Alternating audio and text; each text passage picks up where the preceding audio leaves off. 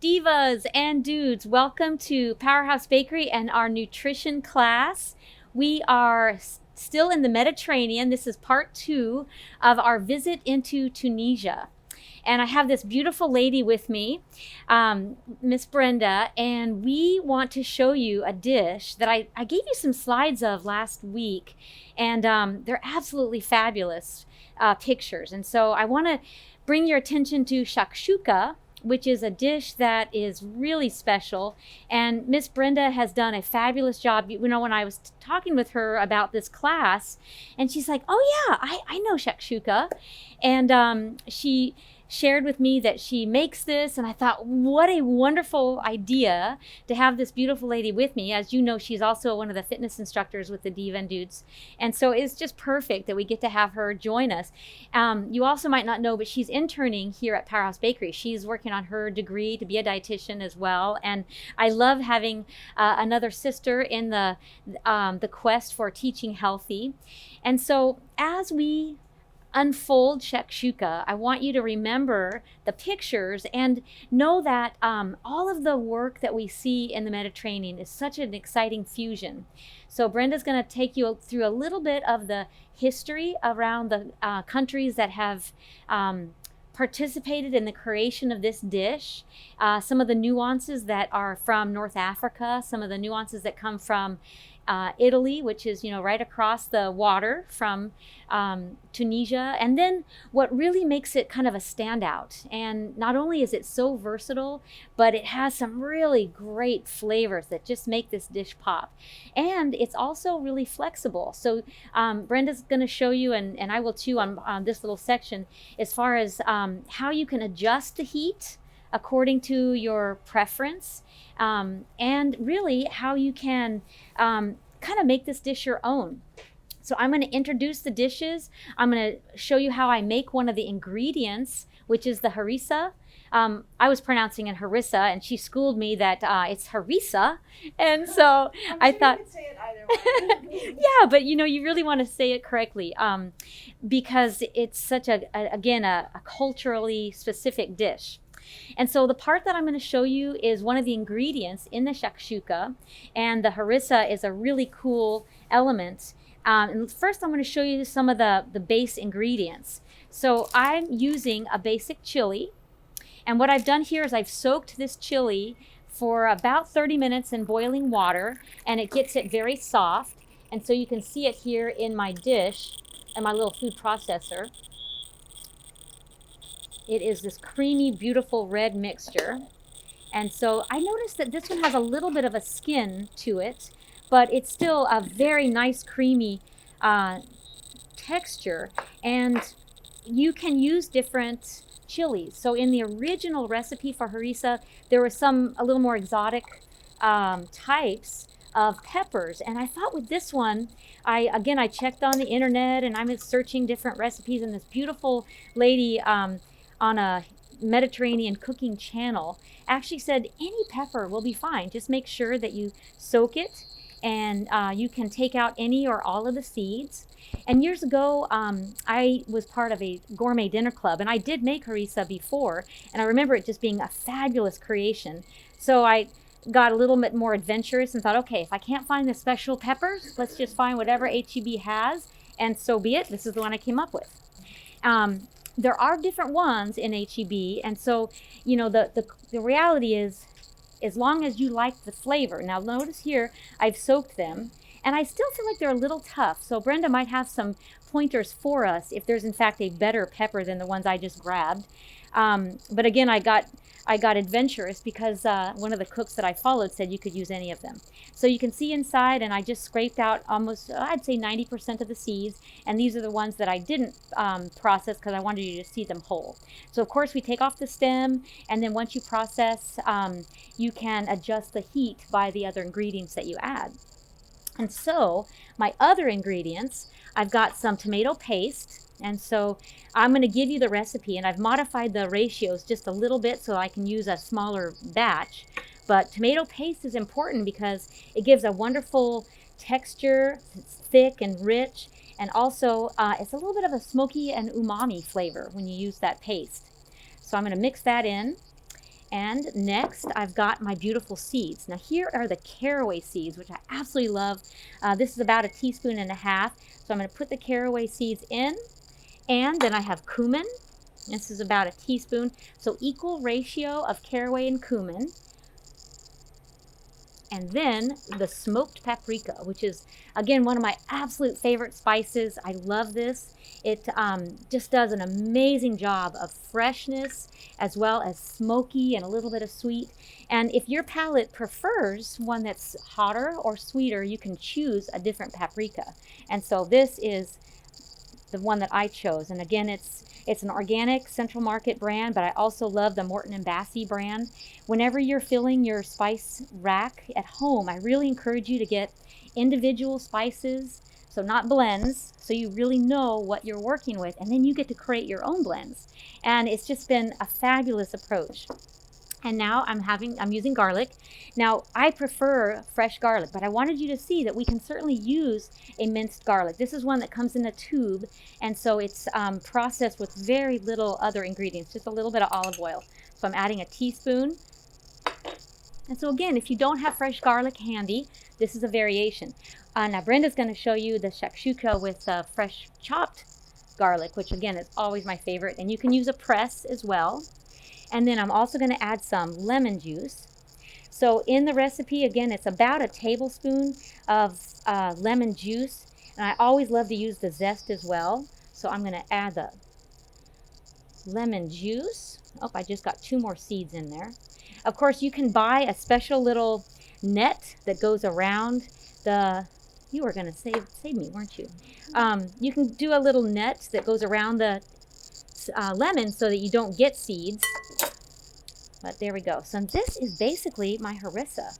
It's got a little texture in there from the skins. I could certainly process that more and get a more creamy sauce, but we want it to kind of hold well. We want it to have a density to it. And so I think that is absolutely gorgeous.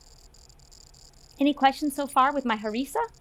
I have a question about the caraway seeds. Yes. Does it matter whether they're whole or ground? I think you could do either way. The recipe that I found that I really liked, they had them whole. And if you come over on this side, they can hear you with my mic, because we're going to trade mics, and I'm going to give it to you in a second.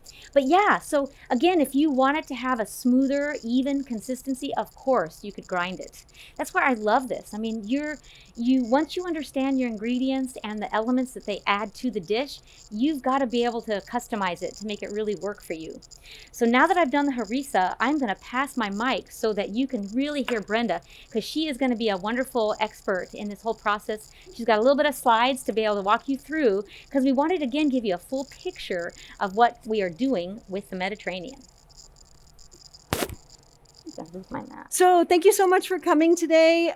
She already introduced me, but my name is Brenda Morgan. I'm a health coach nutritionist, and I'm also a personal trainer, and teach fitness classes for ThriveWell for at least 7 years now. I haven't done the calculations yet, but really happy to show you that nutrition is key. And I just wanted to give you a little bit of background on the shakshuka. I know that that Suzanne has been taking you through the Mediterranean, going into Tunisian cuisine, which is where I know she got this. And shakshuka is really mostly from North Africa. Meep. Okay, I might have to ask you to press the buttons. Shakshuka is mostly from North Africa, and coming from, and I can't see my slides. I'm on the map. So if you look up on the left-hand, is that the left-hand side? You'll see Tunisia in orange. And you'll also see some of the food historians think that it came from the Ottoman Empire. So I kind of just showed, this is the Ottoman Empire and how they're connected. Mostly where you're going to see shakshuka now, still in North Africa, in Tunisia, in that area. But mostly, and it's an Israeli dish. It's very popular in Israel. It's a staple for breakfast in Israel, and they eat it for breakfast, and they eat it for lunch, and they eat it for dinner. And you'll find, even though this is new to you, you'll find once you make it, it's really simple. It looks complicated at first because there's some spices that we might not be used to, but once you find those and you get them in your repertoire, then it's easier, right? So I'm going to start cooking. Thank you. I'm going to just start cooking and talk at the same time. We're going to start with the olive oil that has disappeared. We're going to start with about 2 tablespoons of olive oil. Thank you so much. About 2 tablespoons of olive oil. There we go. And then we're going to start with our onion, which I pre-chopped for you. So you'll see in those instructions that it says to put the onion and the bell pepper at the same time.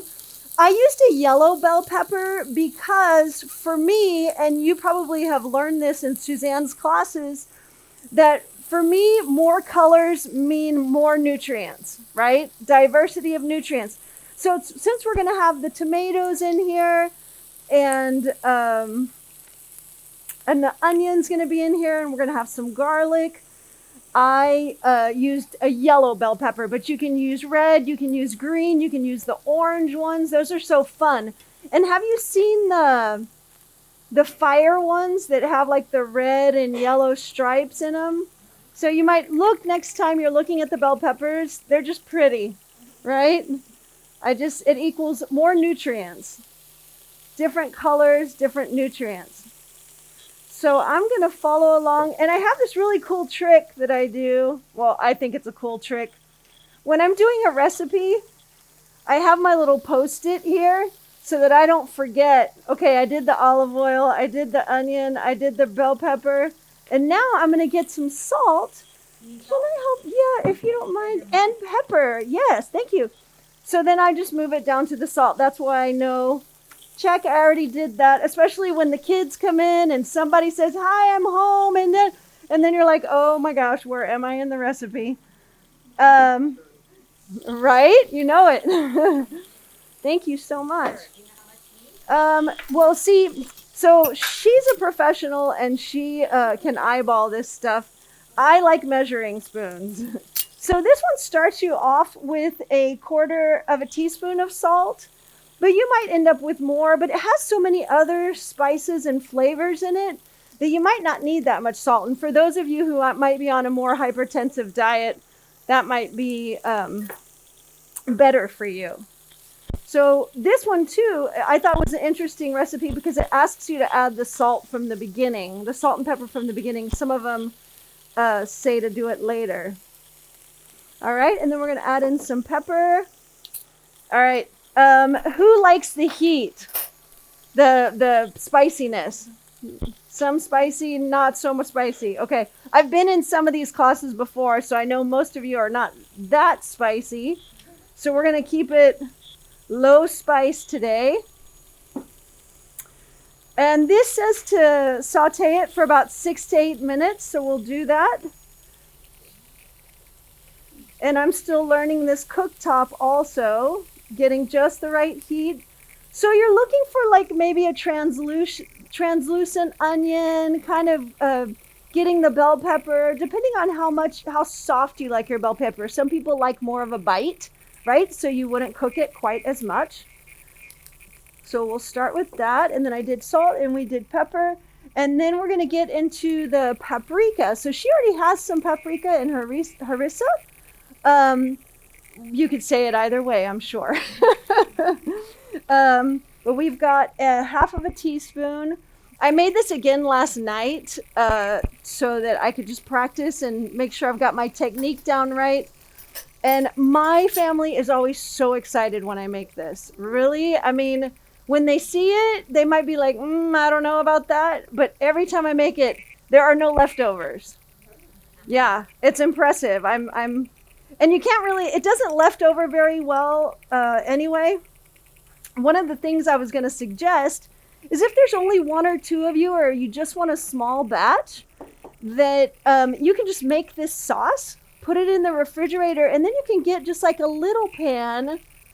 And because what you're going to do is, this is shakshuka means eggs in purgatory, right? So you're going to make all your sauce, and then you're going to poach your eggs in the sauce.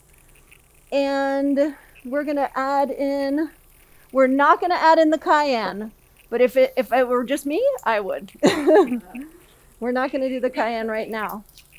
So what you could do is make all the sauce, and then just have it in the refrigerator, heat it up in a small little pan. This is cumin that I'm putting in. And then just put in your 1 or 2 eggs, however many you need for that serving. All right, so it's softening up a little bit, and just for time, I'm gonna go ahead and add in this garlic. Now, when I see garlic on a recipe and it says 3 cloves of garlic, I say, that says 6, right? Yeah. Yeah, right? So if you guys agree with me, then yay, we're on the same page. I added, this isn't really 6, it was just 3 very large cloves. You'll see. I noticed you didn't chop it very much. You kept it kind of a large chop on the garlic. Is that on purpose for more flavor? You know, here's the thing. Garlic is so medicinal, I think, that the less you cook it, the better. Now, some people, if you don't cook it as much, it's going to get more of a, you can taste it more, right? The more you cook it, the milder it gets. But since this is kind of like a stewed, saucy, kind of spaghetti sauce kind of thing, it breaks down enough that it's not going to be offensive. So I just do a rough chop on that, but you can squeeze it if you want to squeeze it. You can do the press. That's just my personal preference. Oh, I think, okay, so we did cumin, we did paprika. I'm not going to do the cayenne. You can always add in more if you want. Now we get to add in the tomatoes. This one specifically calls for crushed tomatoes in this recipe, but I use half crushed and half diced, petite diced. I like petite diced. I like more of a bite when I'm eating anything. But if you need it soupier for your digestive system or just to get more nutrients out of it. Thank you for that. Do you need me to open that? What's we're on nutritional benefits. Yeah. So the grapeseed oil, oh, I know. So the recipe says olive oil, right? Because most people have extra virgin olive oil. But honestly, I prefer to use grapeseed oil or olive oil because it has a lower smoking point and it'll retain its nutrients better. But I think most recipes, they just put olive oil on there because everybody has that olive oil, right? And of course, the avocado oil and the grapeseed oil are more expensive, but you're probably not using that much oil in general anyway. So, look at me. This is why I'm not good in food production, because I'm like, I got to get every drop out. And they're like, just let's go. Come on. Yeah, I'm like, wait, no, we can't waste any. I think I heard Rachel Ray say that on a show one time. She's like, my grandmother would be so upset because she just like pours it in. She has to go to the next thing because she's on television. And we're kind of on television. I know you only have so much time. All right, so we're going to let this stew for a little while. But first, we need this wonderful harissa that Suzanne made. And my question to you is, so there's different harissas, right? You can get a hot one, just like salsas. You can get a hot one, you can get a mild, you can get a medium. What do you think this one is? I think it's mild. You think it's medium to mild, okay? It's not a super hot chili. So she used the chili cascavel. Cascavel is kind of a mild chili, you say? Okay. So Medium to Medium to mild. So this says to use 2 tablespoons of the harissa paste. So we're going to use this. Thank you so much for making it. So we're going to put that in there. Let those flavors meld. And I think it's true that the tomato products do taste better after they stay in the fridge for a day or overnight. So I think all of these are good leftovers. And I like your point too of using the egg fresh and using this from the fridge, and that makes a great skillet reheat.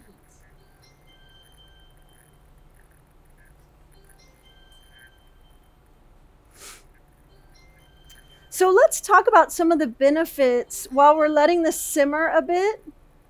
Let's talk about some of the benefits of grapeseed oil and olive oil. And you guys have been in Suzanne's classes for a while, so what do you, and or you could just read off my, could you tell me what this says? You could just read off my slides. In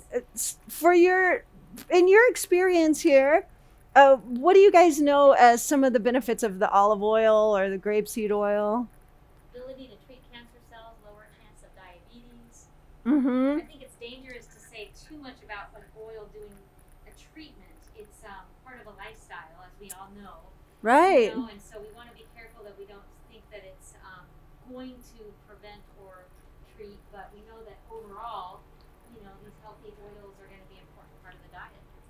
Yeah, so Suzanne is saying that be careful to know that having these benefits is because it's your lifestyle, that you're not going to drink some oil and prevent cancer, right? You're not going to eat some tomatoes and you're going to be well, that it's just, this is how you live your life. And so you're making choices that are giving you longevity every day and every meal that you eat, every time you choose to make a food selection, right? And then we've got the tomatoes in here. Who's heard of lycopene? Lycopene, that's one of the things I find really interesting in my studies, is that most vegetables, I know, most foods in general, the less you cook them, the better when it comes to plants, because they retain their nutrients more. But tomatoes, when you cook them, you get more of that lycopene, more of that cancer prevention aspect. You get the vitamins from the, I know I was in one of Suzanne's classes where she was talking about spices. So all these different spices, all the peppers that we're putting in here have the anti-inflammatory effects too, right? So you can feel sometimes in your bones. Do you ever feel in your joints when you're kind of gotten off your clean eating path and you get a little bit too much sugar, maybe around the holidays, on the weekends, and then you're like, I don't feel quite as well. Having this clean food, all the vitamins and minerals to clean it out, helps a lot in your joints and the inflammation. All right, so how are we on time? We're doing okay. All right, so here's the thing that I'm going to probably ask Suzanne to help me with is, so there's a trick. This once you get the sauce to where you want it, you get it the thickness to where you want it. And I wish we had like a little mirror here so you could see. What I'm going to do is I'm going to make a well. I'm going to try to make a hole in the sauce as best as I can, right? But you got to work fast, right? Eggs cook fast. So I'm going to turn down this heat a little bit. I'm having the heat up a little bit higher just for this class so you guys can, but you would let it simmer much longer. Let the flavors meld like Suzanne was talking about. So what I did is I got a bunch of these little cups here. We're going to break the eggs into these cups because I have experience with, I'm out of the camera. I have experience with trying to break the eggs in there, right?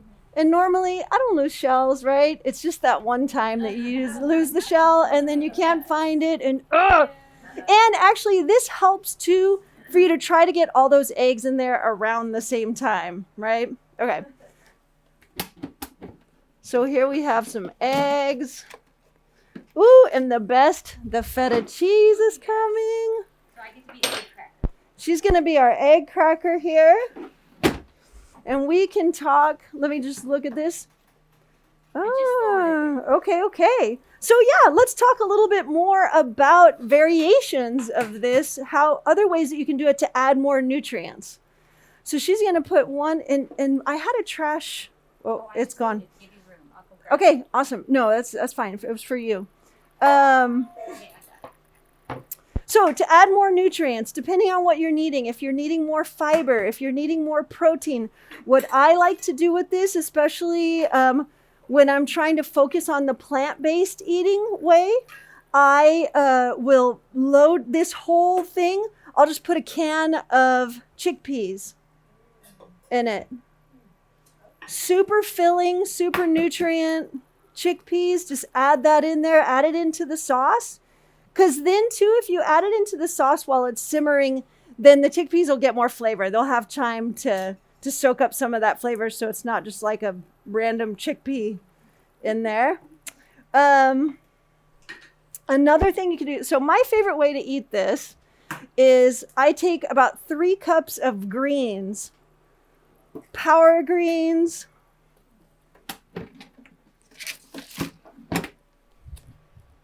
super greens. So you can get these at HEB. If you go to Costco, they have this big bag called power greens. I like to get that. And then you can either saute these in a pan just like really quickly, or I put mine in the microwave for 1 minute, just a little bit to wilt them.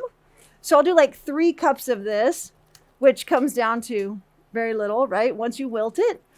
And this blend specifically has baby spinach and chard and some baby kale. So you're getting all these great nutrients. If you feel like you need a little bit more carbohydrates, a slow burning carbohydrate, I like to put a little bit of brown rice with mine. So I'll make a bed of greens, put a little bit of brown rice, maybe about 1/4 of a cup or 1/2 of a cup, depending on how much nutrients you need. And then I'll put my shakshuka on top once it's all ready to go. You can top it with avocados if you're needing some more healthy fats, right? Some more fats that are satiating. You're going to get vitamin E in your avocado also, right? What other nutrients do we have in avocados? Sorry, I didn't prep. Yeah, any of those central fats, right? Right. And for those of you who don't want to do the animal fats, then the avocados are a really good choice. All right, so here we go. We've got 4. We're doing 4 eggs. How many should I do? I think 4 is probably good. You just tell me. Do I do 2 more? So this pan, I would normally do about 5 in here. It depends on how much sauce you want. With your entree, it depends on how much egg you want. You know, egg is a really good source of protein and healthy fats, but it's also got that choline in it. Also, the lysine to help with like your vision, and again, more essential fatty acids in there. I'm making a well right here, and then I'm just going to really fast. So I'm going to try to put them equidistant. As soon as I get them in here, I'm going to put that cover on. And then, I'll tell you this afterwards. So let's see how well I can do this. So I actually am learned from doing this a few times that making a well that goes all the way to the bottom is best. It needs to touch the bottom of the pan, because the issue I'm having is that it's very strange. I've made this many times, and I'm wondering, what am I doing? And I keep looking up different recipes. Am I doing it wrong? The yolk cooks, but the white doesn't. It's so weird. I did it again last night. I was telling Suzanne about it. I was like, no, there must be something I'm doing wrong. So I look up like 5 more recipes. I can do this. I think what's happening is your tomato base needs to cook down more, so it's like a paste. And you're totally right that when you move everything around, you need to have the direct surface heat contact. Mm-hmm. And sometimes tomato has more liquid in it, so it's pooling right underneath your egg. So I bet if we had some more, we had less watery tomato. That might help you. Less watery tomato. So cooking it down more. And again, this is a process where if we had time to cook it longer, I'm going to try this. And now I'm learning from you. All right, we're going to cover it really fast. That's going to help also that white part to cook too. You can turn the heat up quite a bit more too, because the tomato won't really burn. You just want to get the heat going through your egg. All right, so we're just going to go up 7. A little bit. That 7 was really hot. I'm afraid of overcooking. I'm really particular about my eggs, but I also don't know about this conduction as much. Okay, well, let's just try 7. We're going to set a timer for about 3 minutes. And then I'm going to quickly check it. Normally I have a clear lid, but I'm just going to quickly check it. And what I have figured out to do that helps is to take some of that sauce near the end, if it's still clear, and just kind of scoop the sauce over it and kind of let it cook it on top. Almost like a poaching of an egg. It is a poaching of an egg. Yeah. That's exactly what you're doing. You're poaching this egg inside the tomato sauce. So I have said lots of words. Does anybody have any questions while we're waiting for a few minutes? Yes. So in your family, if somebody wants the egg well cooked, and then somebody wants the egg, what is it called? Runny. So anyway, sunny side up, right? So you just kind of watch it and say, oh yeah, this one's cooked more. Take that one out, scoop it out, and give it to them. Is that how you do it? So exactly. So she's asking if you have people in your family that want a hard cooked yolk and some people want a less cooked yolk. As the cook, which ones went in first. I also know, so when I put these in the pan, I put them in a circle and I'm looking which one went in first, like that. But you also know that one in the middle is going to cook much faster. So I did put one in the middle and I know that that's going to be the less cooked one. And you can do it like you said too. So who wants the runny egg? Then they're going to take that one out first. Yeah. So that's a really great question. What do you think, Brenda, about cooking the eggs in a separate skillet? I know just a potential. I mean, granted, it won't get all the flavors, but it'll be close. Mm-hmm. Have you ever tried that? So Suzanne had a really good idea of cook the eggs in another vessel, and then you can top it with it, or maybe cook it a little bit, partially cook it, and then put it in. Maybe. I haven't tried that yet, but that could work. What generally happens is when I serve it, I will kind of flip the egg so that the hot part's on top, and so by the time, so it's kind of getting cooked, right? And I've cooked. Well, and also I've cooked those greens underneath, so I keep them warm too. So that kind of just gives it that last minute to get that clear cooked. Yeah. So there's lots of good ideas. Yeah. So you guys experiment, and then I'll give you my card and you call me and tell me, hey, this worked, right?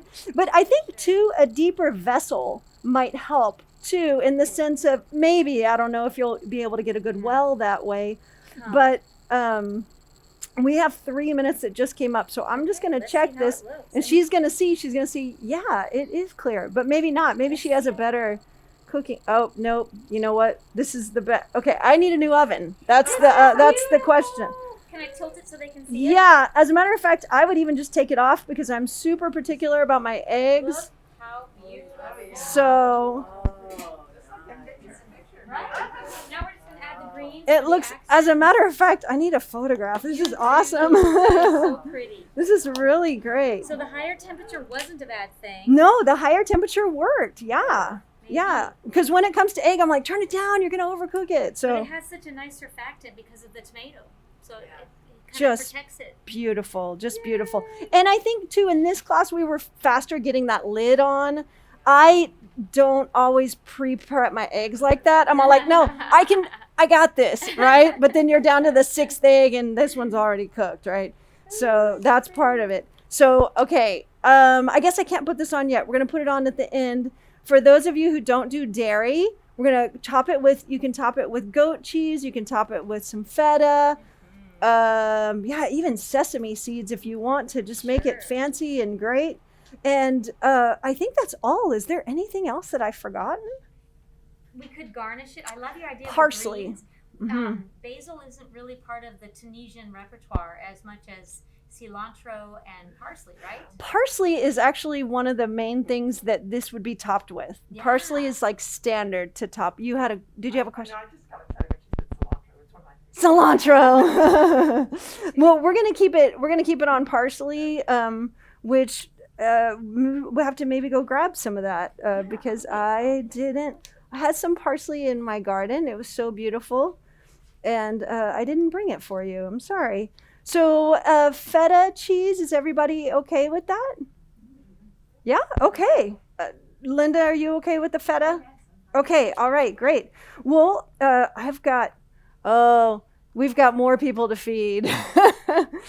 Okay, so what we're gonna do here is we're probably gonna have to like half the eggs. What kind of serving vessels do we have so they can try this? Yes, if you garnish, I will Okay. get our plates all filled. We're gonna make this pretty, and I'm just gonna. These are already washed, Yes, and they I'm are just ready gonna go. to rip them on right on there. I've just learning. Oh gosh, all the medicinal effects of herbs. Right? I mean, I normally just didn't bother. If it wasn't in the recipe, I'm not going to garnish it with it. But when I started learning how, you think I'm eating a big salad, it's full of greens, right? But these herbs have even more medicinal effects, right? Tell us a little bit more about the products that help you make this dish if you're in a hurry. So if you're in a hurry, but look, this didn't take any time, and this was with me teaching it. So once you get this under your belt, it's like, this is faster than spaghetti sauce, right? But if you don't have time, let me show you. I love this. Where did you find this? So here's the thing, is that people here don't eat this. And so I have gone to multiple HEBs, Targets, and whatever, and you go to their international food section, and there's lots of Indian and Asian food, but not a lot of Tunisian Israeli food. So that is at Whole Foods. This is Mina harissa. So you can get the harissa in spicy, or you can get it in mild. And then also, Read off the ingredients so we know what's in it. oh well, okay. Does anyone have a magnifying glass? Red chili pepper. I'm joking. Okay. If I take out my contacts, I can see it. Red chili pepper, red bell pepper, garlic, extra virgin olive oil. So actually, that's one of the reasons why I really like this brand, the Mina brand, is they're not putting canola oil in here. It's got some olive oil, or it's got some clean oil in it. And then it's got cider vinegar, salt, citric acid, and whoa. So this is from Whole Foods. The Mina brand also has a shakshuka that comes in a whole jar like this. So bam, you just put it in a pot and put your egg in it. It's a really nice cheat. And let's see if this one is just as clean. I'm just reading, because basically this has got your tomato and your jalapenos and your crushed red. Oh, and this one is medium, but you can get mild, medium, or hot, right? Where do you get that? This is at Whole Foods also. So Whole Foods is the only place, Whole Foods is the only place that I've been able to find it so far. And question for you. Yes. If you got medium and uh-huh, you got spicy, uh-huh. should we worry that it might start to add up and be really, really spicy? Well, actually, if I bought this shakshuka simmer, this is a simmer sauce, it's already ready to go, right? The harissa is if you make it for yourself. So you don't add this into this. You It's can. already got its harissa in there. It's already, well, if it has harissa, so you can make shakshuka, basically it's just bell pepper and tomato and onion and garlic, right? So when I was researching it, I found that there are a bunch of recipes for shakshuka that don't have harissa in it. But I originally learned about shakshuka from Alton Brown. Does anyone else watch the Food Network? Yeah.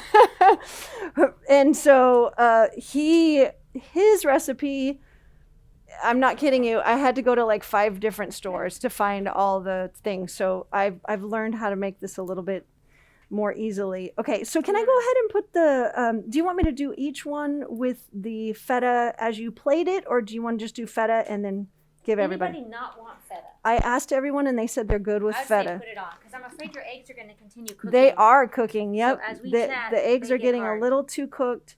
So just know Timing, there's baby. some production time here that happened. So we're just going to do this really, like, let's just do this. And we'll start it like that, and then we'll go We from still there. have to get a picture, because now that the garnish is on. And now and it's the even feta- more beautiful. So can anyone take a picture, of this? Jose and Ivory, are you guys okay with feta cheese. with feta? She says, "Oh yeah." Oh Thank you, yeah, Ivory. Ivory's like, Woo-hoo. I'm not eating. That's not no. Yay. Thank you. So Look pretty. at that, everybody. Can you guys see? It's just like the picture, right? It does. Yes, Look at yes. us. We are a team. We are a team. Well, thank you, ladies. This shakshuka turned out absolutely beautiful. Brenda, you did an amazing job. It's fun also to understand that this has nuances of the Hispanic culture. And so rancheros, how do you pronounce it? Huevos Rancheros is very similar. The egg turned out beautifully, and so just when we, cooked it just at the right temperature and got that lid on, it beautifully solidified the white, and the yolk is perfectly runny. So A+ to you, lady. Great job.